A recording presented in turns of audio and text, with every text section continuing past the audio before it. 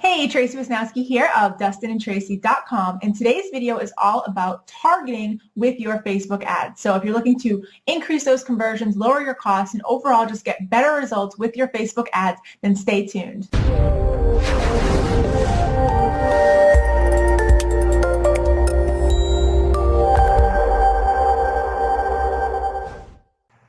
All right, so let's talk about Facebook interest targeting. And so this is the second step of your ad creation process. Once you've decided what your objective is, you now need to go ahead and decide who are you going to target for your ad. And ultimately, this is probably the most crucial step in the ad creation process. You can have the best copy, the best offer, the best images, everything else right with your ad, but if you put that offer in front of the wrong audience or in front of too broad of an audience, what's going to happen is you're going to blow through your budget and it's just not going to resonate strongly enough with the people that you're presenting it to. And so when you get this interest targeting down, when you really understand who your target market is, who is the audience that you're trying to appeal to, then you're going to have much better results and of course lower conversion costs for your ad. And so to get really specific about who your audience is, you've probably already gone through that process a bit. Of course, in order to create your offer, you kind of needed to know already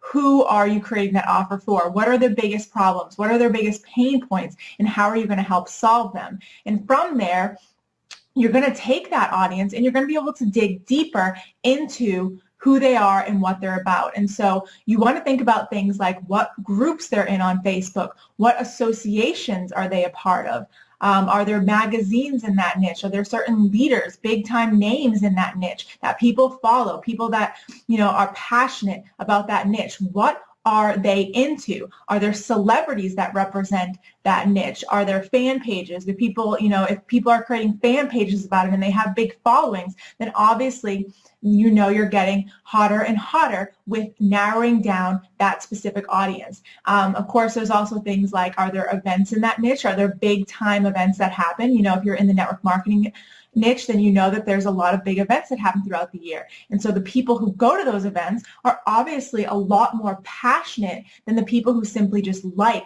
those interests on Facebook.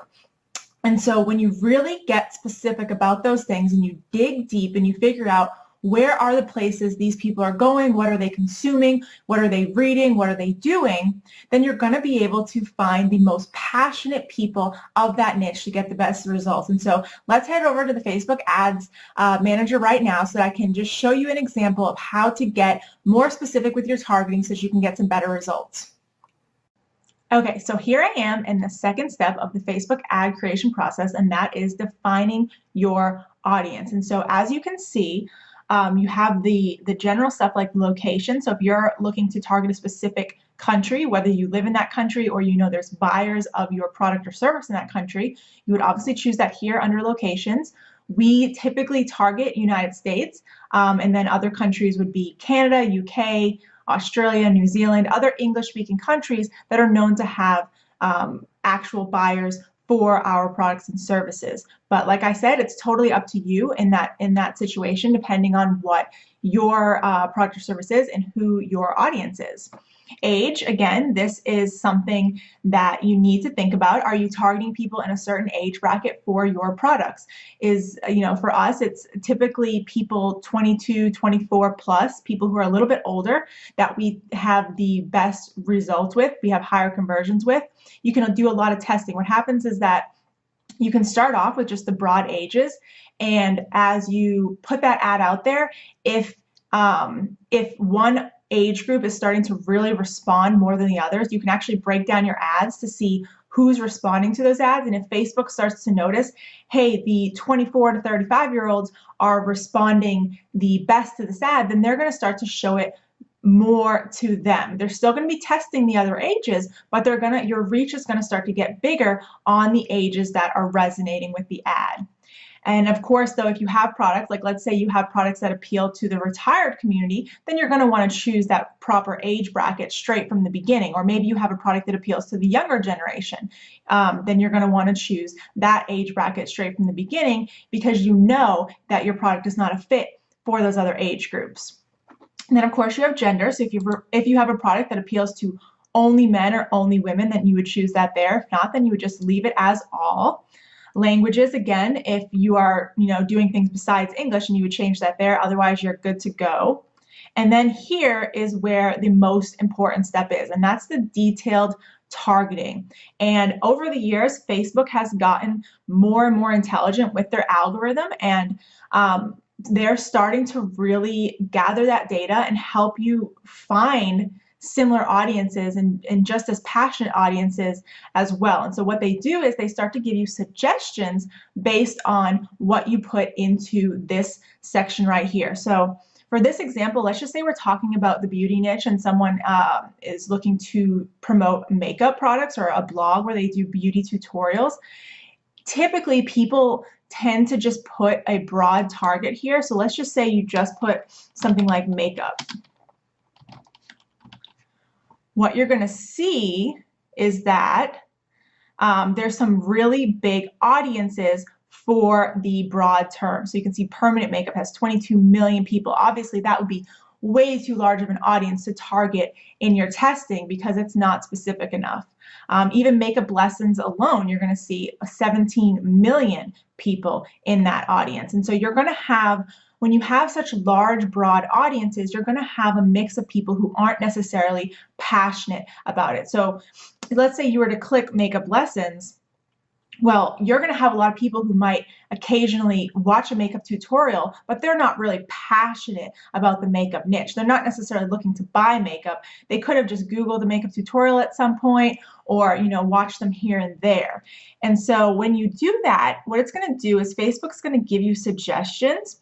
And so you can start to scroll down. You already see just from picking that one niche, the suggestions, some of them will start to get smaller. So we started with about 17 million, and now makeup tutorials is showing 1,500,000. And so already right there, we've drastically reduced our audience size if we were to choose this interest instead. But I would even dig deeper and get people who are even more passionate about that niche, people who are, literally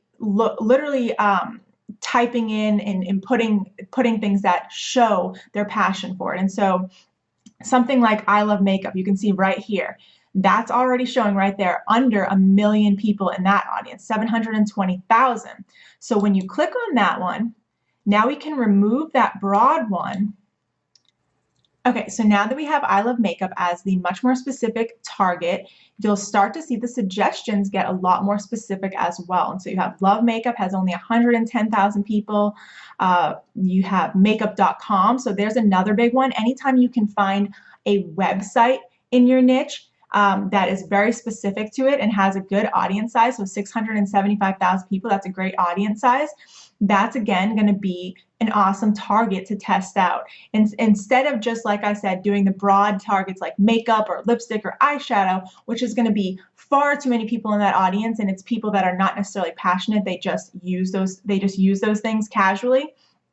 This is where you're really going to find the gold. So you're going to look for, like I said, you're going to look for groups that people are a part of. You're going to look for websites. You're going to look for things like a blog. If people are following a beauty and makeup blog, then they're going to be very passionate about it. They're tuning into a blog to learn those things. And so that's someone that you're going to want to put your content in front of, or your ads in front of, or people that are just the most excited and passionate. Again, you see some more websites here, makeuptalk.com. You'll even start to see different occupations. So hair and makeup artists, people that are into those things. Someone who does it for a living is obviously probably passionate about what they do. And so that's going to be someone great to target in your ads. And so that just gives you an idea for, one niche. You can do this for any niche too. So let's just say cycling, right? If you were to just target cycling, that's 291 million people right there. That is a ton of people. And I can guarantee you that there's not 291 million people who are actually really, really passionate about cycling. It's just people who have mentioned cycling at some point, looked something up, or, rode a bike even. You don't know what exactly that group entails. And so what I would do again is I would go down and I would look for things like websites or, here's cyclingnews.com. So under 1 million people right here in that. And so that would then be where I would do as my starting point, and then I would start to test these other different interests that are much smaller much more specific, and much more passionate about that niche. And so once you get that done and you choose your detailed targeting, another thing you can do is you can exclude people. So you can then choose interests that you don't want to have included in that targeting, or you can narrow your audience, which means you can do something like cycling news and choose another interest. And so that works really good if you're trying to appeal to people who are passionate about two very specific things at one time. And it helps to narrow down your audience even more and make it smaller. So like I said, I would start with the more specific interest. And then from there, it's all a testing game. You really just got to see who resonates with it. But you're going to have a better chance of having people resonate with your ad the more specific that you are. And then you come down here and you see placements. Again, this is just dependent on your ad. This topic today is mainly I wanted to focus on detailed targeting and really knowing how to define those interests. Everything else here is really going to be dependent on your own preferences and where you want to promote your ads and the kind of budget that you want to spend. But that covers targeting and how to get some better results, that you're not blowing through your budget going too broad, and that you really start to fine-tune, narrow down onto the most passionate people in that niche to get the best results. So I hope that you found value in this. If you did, be sure to pass it along, share it to other people that you think could benefit from it. And if you missed yesterday's tutorial on how to actually choose your objective, then be sure to go ahead, reference that video before getting into this one so that you can follow along with the ad creation process. So with that, I will see you on tomorrow's video.